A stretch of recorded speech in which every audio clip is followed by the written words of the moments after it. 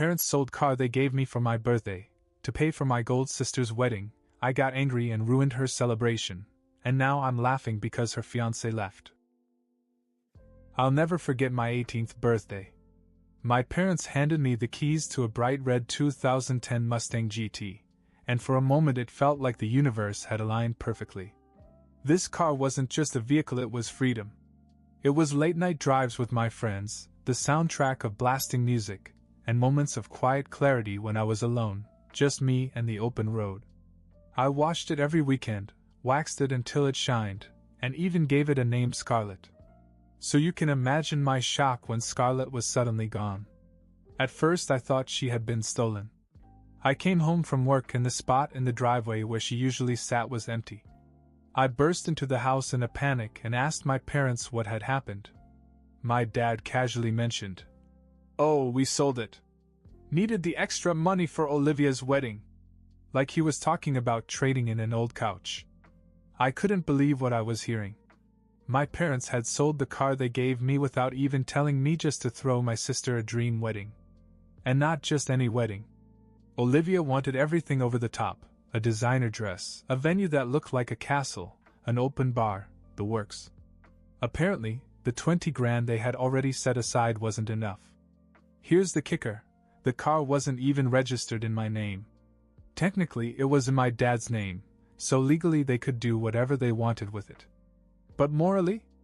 It was a betrayal I couldn't overlook. They didn't even have the decency to ask me. I don't know if it was Olivia's constant whining about wanting a fairy tale wedding, or my parents' obsession with making sure their golden child was always happy, but they decided that my car was expendable. They didn't care what it meant to me or how it made me feel. That's when I realized something. They never cared about what I wanted. My whole life had been about Olivia. She got the best clothes, the most attention, the praise. I got whatever was left over. But this was too far. I didn't say anything right away.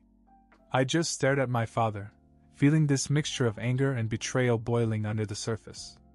He gave me a half-hearted apology about how it was for the family, and Olivia deserved this special day. But it didn't feel like an apology. It felt like he was trying to shut me up before I could say anything. I went to my room, slammed the door, and sat there stewing. They thought they could just take something that was mine and get away with it. They thought they could treat me like I didn't matter? No. They were about to find out how wrong they were. I spent the next few days trying to act normal. It wasn't easy. Every time I saw Olivia running around the house, all dizzy and glowing, I wanted to scream. She had no idea what my parents had done, or maybe she did and just didn't care. Either way, the sight of her made my blood boil. Of course, my parents were too busy fussing over the details of the wedding to notice how angry I was. The catering menu, the flower arrangements, the rehearsal dinner, it was all anyone talked about. And every time they brought it up, all I could think about was Scarlett sitting in some stranger's driveway because they had sold her out from under me. I decided I wasn't going to let it go. Not this time. Not after years of being pushed aside so Olivia could have the spotlight. This wasn't just about the car. It was about everything. The years of being treated like I was less important, the constant favoritism, the way my parents had made it crystal clear that Olivia came first. But if they were going to have a perfect wedding for their perfect daughter, I was going to make sure they remembered it for another reason. The idea came to me when I overheard Olivia talking to her fiancé, Ryan, in the living room. I wasn't eavesdropping, not on purpose, anyway, but her voice carried.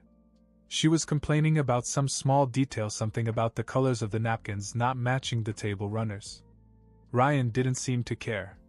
He just sat there, nodding along, clearly used to tuning her out. That's when it hit me, Ryan. He was the weak link. He wasn't exactly the picture of a devoted fiancé. He seemed more like the kind of guy who went along with things because it was easier than arguing. I'd seen him checking his phone during their conversations, rolling his eyes when she wasn't looking, even complaining to my dad about how expensive everything was getting. If I could get to Ryan, if I could plant just the right seed of doubt, I could blow this whole thing wide open. Of course, it couldn't be anything obvious. If Olivia or my parents suspected I was involved, they'd never let me hear the end of it. I had to be subtle, careful. Something that couldn't be traced back to me. I spent the next few days gathering information. It wasn't difficult. Olivia loved to talk, especially about herself. She'd go on and on about her relationship, her plans, her vision for the future. And in all her ramblings, I began to notice cracks. Like how Ryan didn't want to move to the city she picked out. Or how he wasn't on board with her quitting her job to focus on being a wife. It was clear that Ryan was already on edge. He just needed a little push. And I was more than happy to give it to him. The opportunity presented itself sooner than I expected. Ryan stopped by one afternoon while Olivia was out with Mom, finishing up some wedding nonsense. I was in the garage, pretending to organize tools, when he wandered in looking for a beer. "The fridge is over there," I said, nodding toward the mini fridge in the corner. He grabbed one, popped the top, and leaned against the workbench. "Man, this wedding stuff is killing me," he said, half laughing, half serious. "I don't know how people do it. I didn't even have to push." He was already cracking up. "Yeah, it seems like a lot," I said, keeping my tone neutral. "But hey, Olivia has a way of getting what she wants, right?" He snorted. "You're telling me. It's her world and I'm just living in it." I could have stopped there, but I wasn't finished. "Must be tough," I said. "I mean, you're paying part of the bill, right?" He nodded and took a long sip of his beer. "Yeah, and her parents are chipping in too, but man, it's a lot. I told her we don't need all that, but she won't listen. Says it's her dream." I shrugged like I didn't care. "I guess it's worth it if you're sure she's the one." That hit harder than I expected. Ryan hesitated, staring into his beer as if it held all the answers. "Yeah, sure," he said, but it didn't sound convincing. Bingo. I decided to twist the knife a little more. "You know," I said casually, "Olivia's always been intense. My parents spoil her, so she's used to getting her way. But hey, if you're okay with it, more power to you." Ryan didn't say anything, but the look on his face said it all. I let the conversation die after that, not wanting to overplay my hand. But I knew I'd planted something. A little doubt, a little unease. And with Olivia's personality, it wouldn't be long before that seed grew into something bigger. Over the next few days, I kept my distance, watching from the sidelines as things began to change. Ryan seemed more distant, less enthusiastic. Olivia noticed, of course, and began to press him on it. They argued a few times, loud enough that I could hear parts of it through the walls. Perfect. I didn't feel guilty. Not one bit. They sold my car like it was nothing. They deserved it. And Olivia? She finally got a taste of what it felt like to lose something she thought was hers. I didn't have to wait long for things to explode. The engagement party was the perfect storm. Olivia had planned this extravagant event in a fancy hall, complete with a live band, a professional photographer, and enough food to feed a small army. My parents had helped pay for it, of course. I went, mostly because skipping it would have been too obvious. Also, I wanted to see how things went. Everything started out well. Olivia was beaming, basking in the attention as her friends and family flocked around her. Ryan played his part, smiling and shaking hands, but I could see the cracks. He wasn't as attentive, didn't hover around her like an adoring fiancé should. He spent more time at the bar than at her side, which I found hilarious. And then it happened. About halfway through the night, someone made a toast one of Olivia's friends, I think.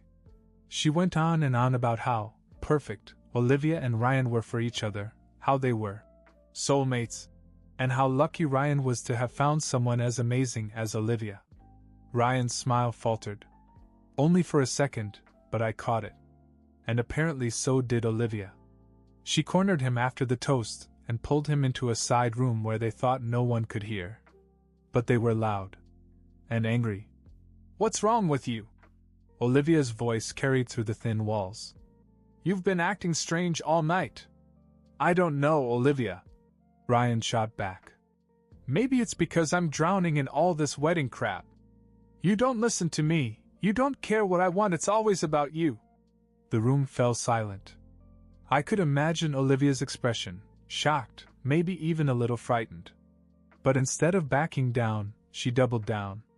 That's not fair, she said, her voice rising again. I'm trying to make this day special for both of us. If you can't see that, maybe you're the one with the problem. I wasn't sure how things escalated from there, but the next thing I knew, Ryan stormed out of the room, grabbed his coat, and walked out the front door. Everyone froze for a moment. Olivia ran after him, but he didn't stop. He got into his car and drove away without looking back. The whispers began immediately. Guests exchanged awkward glances, unsure whether to leave or stay. My parents looked embarrassed, trying to calm Olivia as she stood there sobbing. I stayed out of sight, a smirk tugging at the corners of my mouth. The golden child's perfect night was officially ruined. Later, I found out from one of Ryan's friends that he'd called off the wedding that very night. He said he couldn't deal with Olivia's selfishness and inflated expectations. It was over, and I couldn't have been happier. The aftermath was glorious in a twisted kind of way. Olivia was heartbroken. She spent the next few days alternating between sobbing in her room and ranting about how Ryan had humiliated her. My parents, predictably, rallied around her, blaming everyone but Olivia for what had happened. He's just a coward, my mother said. He couldn't handle someone as strong and ambitious as Olivia. Good riddance, my dad chimed in. She deserves better. I didn't say much. I just watched the whole golden child narrative crumble. The engagement was off. The dream wedding was off. And my parents were out thousands of dollars for an event that was never going to happen. But then came the inevitable confrontation. One night, after Olivia had cried herself to sleep, my parents cornered me in the kitchen. My mom started with the usual guilt trip routine. How can you stand by and watch your sister go through this? She's devastated. I shrugged. Not my problem. That set my dad off. You've been acting smug ever since this happened. Did you have something to do with it? I decided to be honest. Yes, I said. I talked to Ryan. I told him the truth about Olivia. I guess he didn't like what he heard. They stared at me stunned. My mom looked like she was going to cry. My dad, on the other hand, looked ready to explode. You ruined your sister's life for what? Some petty revenge? No, I said. I stood up for myself. You sold my car without asking me, just to pay for her wedding. You treated me like I didn't matter my whole life, and I'm done. You wanted to make Olivia's day perfect? Well, now you've got exactly what you deserve.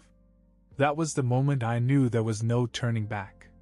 My dad pointed to the door and said, Get out. We don't want to see you anymore. I didn't argue. I packed my things that night and left. I used some of the money my parents reluctantly gave me after I sold the car to buy an older, used truck.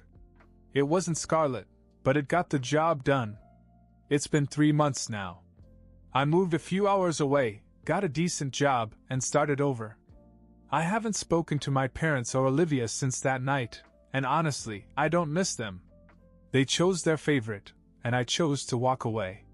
Do I feel bad about ruining Olivia's engagement? Not even a little. They crossed the line when they sold Scarlet, and they learned the hard way that I'm not someone they can just walk all over. Revenge may not fix everything, but damn, does it feel good. The truck I bought was nothing special, an old Tacoma with a few dents and scratches, but I came to like it. It wasn't Scarlet, but it was mine, and it got the job done. Every time I worked on it, tweaked the engine or fixed a squeak, it reminded me that I could rebuild, even if it wasn't perfect. Working at the shop kept me busy. The guys there were cool, the pay wasn't bad, and no one asked too many questions about why I was suddenly looking for a job.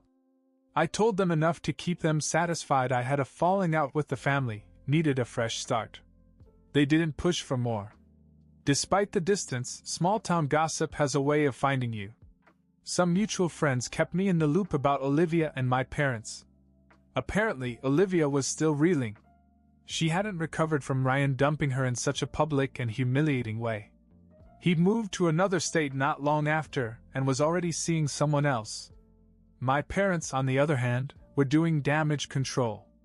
Hosting brunches, telling anyone who would listen that Olivia was taking time to focus on herself. And spinning the story to make it seem like Ryan was the problem. Typical. But the most unexpected twist came one night when I was at a bar near my apartment. I was sipping a beer and watching a game on the TV above the bar when someone slid onto the stool next to me. "Small world," a familiar voice said. I turned around and there he was, Ryan. I just stared at him for a second, stunned. He looked different than I remembered, more relaxed, less tense. But it was definitely him. "What are you doing here?" I asked.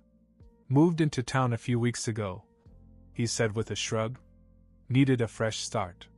Couldn't exactly stay in this city after, well, you know." "Yeah, I know," I said, grinning. "Man, your family, no offense, but they're crazy," he said, shaking his head. "Olivia, your parents, they're on another level. The way they micromanaged everything, the expectations, it was like I signed up to marry all three of them." I laughed, because what else could I do? "You're not wrong. They've been like that all my life. Olivia gets what she wants, and the rest of us just have to deal with it." Ryan sat back and took a long sip of his drink. "You know, I didn't realize how bad it was until I got out. The wedding was just the tip of the iceberg. She wanted me to quit my job to move closer to your parents. Said it was important to stay in the family fold." "Classic Olivia," I said. He shook his head and smiled faintly. "I should thank you, really. If you hadn't said what you did, I might have gone through with it. You saved me a lifetime of headaches." I raised my glass. "Here's to dodging bullets." We ended up talking for a couple of hours. Ryan didn't hold a grudge, which surprised me. If anything, he seemed relieved to have someone who understood how crazy the whole situation had been. Before he left, he said something that stayed with me. "You did the right thing by standing up for yourself. They may hate you for it, but at least you're free." That's more than a lot of people can say. It was strange to hear him say that, but it felt good. For the first time, I didn't just feel vindicated, I felt validated. When Ryan left the bar, I sat there for a while, finishing my drink and thinking about everything he'd said. Maybe I'd lost my family in the process, but I'd gained something else, peace. And frankly, I wouldn't trade that for anything. A few weeks after I met Ryan, I heard that Olivia had a new boyfriend. His name was Brandon, some corporate type with a good salary and a fancy apartment in the city. My parents were thrilled, of course, already calling him a much better fit than Ryan. I didn't know the guy, but I couldn't help but feel a little sorry for him. He had no idea what he was getting himself into. By the sound of it, he was smitten. Olivia could be charming when she wanted to be, and I was sure she'd pulled out all the stops. Still, I couldn't see it lasting. Some people had to learn the hard way. Brandon would find out soon enough.